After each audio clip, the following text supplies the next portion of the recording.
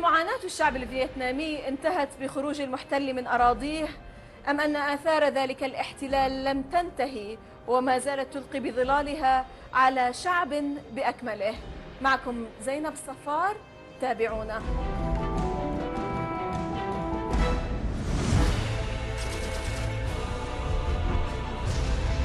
حرب الفيتنام انتهت عام 1975، بيد أن تأثيرات طاعونها الملوث والمعروف بايجنت أورنج لم تنتهي بعد.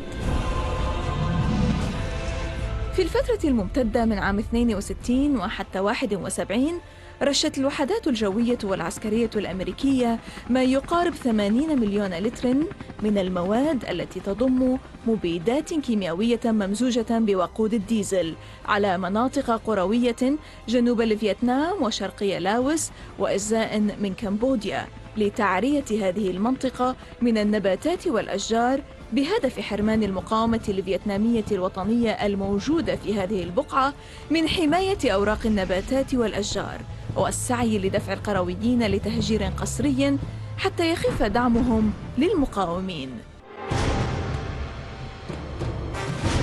التقديرات الفيتنامية تشير إلى أن 400 ألف شخص إما تشوهوا أو سقطوا إثر تعرضهم لمادة الديوكسين الموجودة في ايجنت أورنج، كما وسببت هذه المادة تشوهات خلقية لدى 500 ألف طفل فيتنامي. واشنطن تنصلت من أي مسؤولية قانونية وأخلاقية من جراء استخدام وحداتها العسكرية لهذه المواد السامة. والآن وبعد عقود من الزمن تبقى هناك تساؤلات عدة عن التداعيات الصحية السلبية البعيدة المدى من جراء التعرض لمثل هذه المواد الكيميائية، تجيب عليها الباحثة والناشطة في حقوق الإنسان رئيسة العلاقات الدولية في مشروع تقليص العنف الأسري في الإتحاد النسائي الفيتنامي نغوين. Nغوين, good to have you on our show. I just wanted to emphasize here something that the things that we've seen in the video are so appalling. What is this Agent Orange? During Vietnam War, from 1961 to 1971, the U.S. forces sprayed in South Vietnam about 80 million liters of herbicide, and 61 of which was Agent Orange. It was a chemical and containing dioxin, and dioxin is the most toxic chemical or substance ever known to science. Mm-hmm. Now, why is it an issue? Because of this spray, 1/4 of the total area of South Vietnam were destroyed in different meanings. First is the harm to the human beings. About 4.8 million Vietnamese people were directly sprayed by this chemical, repeatedly over a long period of time. And because of the dioxin damage to their endocrine, immune, and reproductive systems, the victims of Agent Orange suffer from multiple health conditions. Some are lethal quickly, and others doom people to a life of misery. Now you're talking about the effect of this dioxin and the chemical and the Agent Orange issue on the human beings. What about the effects on the environment? Regarding the environment, not only the environment of Vietnam, but also Laos, Cambodia, and the whole region were contaminated. Many species of animal and plants were destroyed, and they estimated that about 20 million square meters of timbers were destroyed due to defoliants. And now dioxin is still making effects to the environment due to the remnants in the soil. How is the government, let's say, and how are the people of Vietnam to a certain extent working on trying to find solutions for this? Because, you know, the people, let's say here, a bit of a comparison between what is going on with you and what happened to the people of Lebanon after the Israeli occupation forces withdrew from Lebanon and after the 2006 Israeli aggression against Lebanon. The land was carpeted with landmines and cluster bombs, which we consider as another kind of occupation. I guess that this is the same case with you in Vietnam. How is the government working to find solutions to such a dilemma? Yes. Talking about Agent Orange, the victims of Agent Orange cannot wait because now the fourth generation of Agent victim is being born because And they Agent were Orange, born with the same things that we've seen in the video. yeah, and it passes from generation to generation, and now it's the fourth generation, so they cannot wait. The government of Vietnam and the people of Vietnam, you know, Vietnam is not a developed country. We are still poor. However, we try our best to take a good care of these victims. For example, I come from Vietnam Women's Union, so we have a campaign to call for women to support, to donate to the victims of Agent Orange. We build houses for them, for example. And the government have a different measures to help them. For example, they have a monthly support, to cover their daily expenses. However, it's not enough. It's not enough, but aren't there any kind of medical approaches to try and stop the effects, the negative, it's negative all in all, but to stop this effect of the dioxin? Yes, 2 international conferences have been organized on the Agent Orange issue, and we are calling scientists from all over the world to make research on dioxin and on how to stop the effects from going from generation to generation. And right now, the only thing we can do is to take a good care of the victims. Of the victims so Yes, far. and also to clean up the environment. And in this aspect, Can it be cleaned from this chemical, from yes, Agent Orange? it can be cleaned. However, at first we need cooperation from the U.S. government to disclose the spots of their burial. Are they cooperating in this sense? Yeah, to some extent, but we need to have their cooperation in a fuller efforts. But don't you ask them, for example, the question is, what's the purpose of carpeting your country with this Agent Orange, and not just your country, but other neighboring countries? Whatever purpose of using these defoliants, they need to take responsibility, the U.S. government and the chemical manufacturers. And you know, not only Vietnamese people suffer from this chemical. Soldiers from U.S., New Zealand, Australia, South Korea was sprayed, were exposed during the time they fought in Vietnam. And also people in other countries were exposed because they lived or worked in the area where the U.S. forces tested, experimented, manufactured, buried this chemical. So the U.S. government has paid kind of support to the U.S. soldiers exposed to this chemical. What about the others? What about the Vietnamese? What about the Australians? What about the others? Don't they care about them too? Because they were responsible to their problems, to their suffering, to their torture. That is an issue.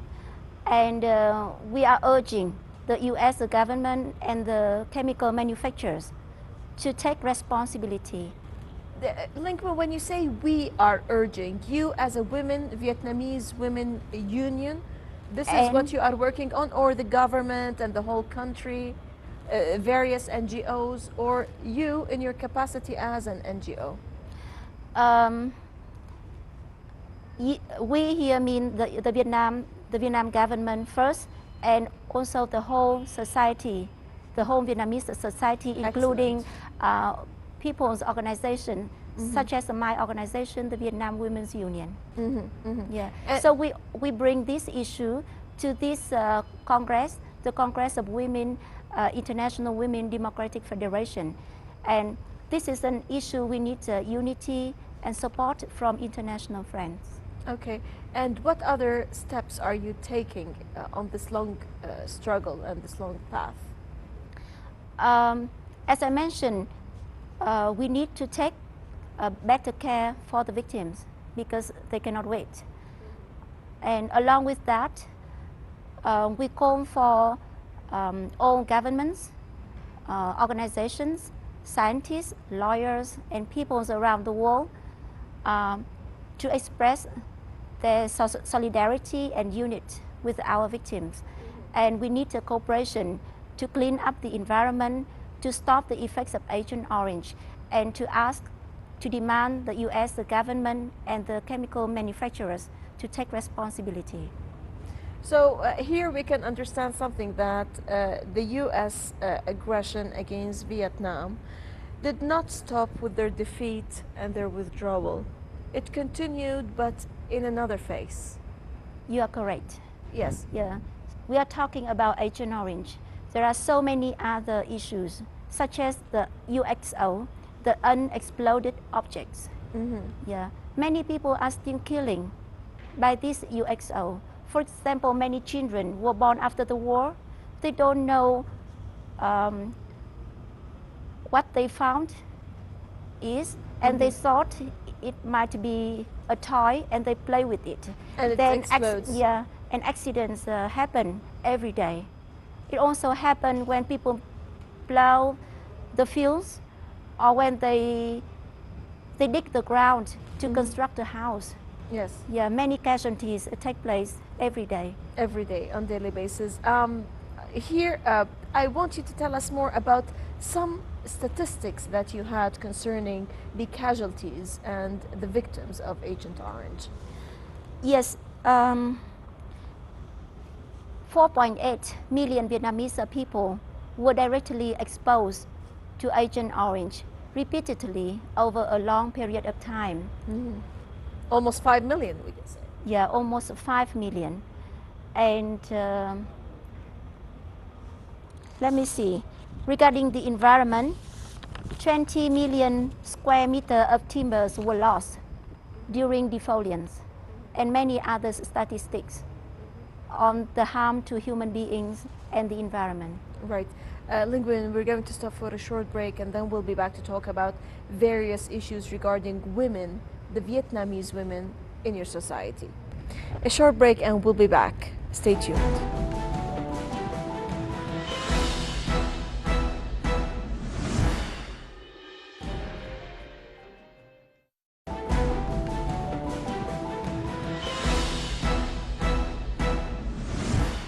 Welcome back, Nguyen. What can you tell us about the effect of war on the Vietnamese women, the commoners, the wives, the strugglers, the fighters?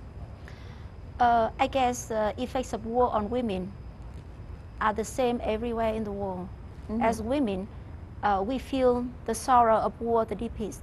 Because usually they bear the brunt of wars. Yes, and the effects of war on women in Vietnam are especially deep and long-lasting because we have so many years of war. The war lasted 30 years in Vietnam, and we walked out of the war with bare hands. And women have lost their husbands, their children, because they have sacrificed everything they have for the war. So after the war, they bear the burden of wars even harder than men.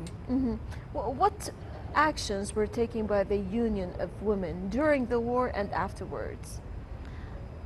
During the war, the Women's Union launched many campaigns to make women contribute more effectively to the national liberation. For example, the movement of 3 responsibilities. The responsibility of women in working place, in production I mean, in defense, and in family. So women are called to try hard to, you know, accomplish these three responsibilities to their full capacity, so as men can be freed to be involved in the war for national defense. And afterwards, what actions have been taken by the union in this sense? As I mentioned, we walked out of the war very poor, Barehanded. bare hands, and the living standards of the people were very low. Poverty, hunger, illiteracy. So the women's union, Unemployment. exactly, is underemployed. Yeah, because Vietnam is an agricultural country, so people work in their field lands, in their paddy lands. However, the food, the production was low, so people work but not earn enough. And the women's union have been implementing different programs to, you know, to reduce poverty, to take a better care of the reproductive health of women, to improve literacy and level of knowledge of women, etc., especially to improve the status of women in family and in society. Yeah, we are very proud of what we have brought to our women members. You know, the Women's Union was founded in 1930, quite a long time ago, and now we have 15 million women members in Vietnam. How do you approach the issue of equality, let's say? Oh, talking about gender equality, huh? We approach it from two different levels, Okay. macro and micro. At the macro level, we have an active engagement in the formulation of laws and policies related to women. We propose to the government and were accepted by the government on the drafting of the gender equality law. And the law was passed by the National Assembly in 2006. And another law also very important is the law on the prevention and responses to domestic violence. What about the micro level? At the lower level, we deliver different services to women, such as microcredit, lend money for women, you know, small amount, so as they can invest in household production and increase their income. This is a very successful program of Vietnam Women's Union. Something like what happened with Muhammad Yunus in the micro credit system in Afghanistan, I guess, or Pakistan. I think we started the microcredit program in early 1990s. And at that time, the loan size was about $15 or $20. And now the amount increased. And the women borrowers, they won't borrow small amount and increases over the time. And usually they pay back, and then they borrow another amount And then try to work on this gradually. I want here to know the steps that are taken by your union as a Vietnamese women union, in the sense of empowering the young women in your society, especially that they are suffering from certain traumas concerning what they see as the repercussions of the war against Vietnam. We consider young women as a very important force of our women union. And recently, we just organized the 11th Congress of the Vietnam Women in March 2012. And in our resolution, we put the target of increase the membership of women's union being young women. And in Vietnam, we have the Youth Association, and the Youth Association and Vietnam Women's Union, we cooperate very closely, so as the member of the two organizations can be integrated in the same programs. Are they, do they know about the history of this U.S. war against their country, or they are detached and too much globalized and into such kind of behavior? I think there are young women who are interested only, you know, in fashion, in new clothes, in movies, but I think the majority of them still have the memories of the war and what the forefathers have done so as they can have the life today. Talking about my case, I was born in 1972. It was during the Christmas bombing. And I'm proud that my forefather, my grandfather, died during the French War for, you know, the liberty of the country. And my father was wounded during the American War as an army doctor. So every memories about the war and what had been done to bring this a peaceful life are always with us. Now let's move on to another sector that your federation or your union works on, is the issue of health and education. How do you approach this? Health and education for women? Yes. For women and for young women at the same time. Okay. You know, the Women's Union have a 6 priority task. And priority task number 1 is education and improve the level of knowledge for women, including young women. And we have various programs to provide information and education to women based on their needs. For example, for women in the rural areas, we have literacy programs, or we teach them on farming so as they can use the technology to increase the production.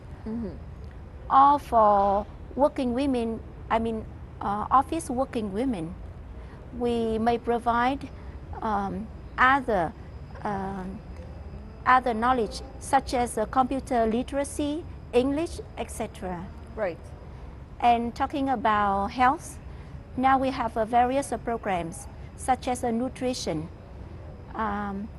the health care for mothers and children, prevention of HIV/AIDS, etc. And we have another program for women, especially for young women, is to, you know, to help them understand the real values of life and to preserve the good moral values of the Vietnamese women and to reduce the negative impacts of the market economy. Right. What about violence against women?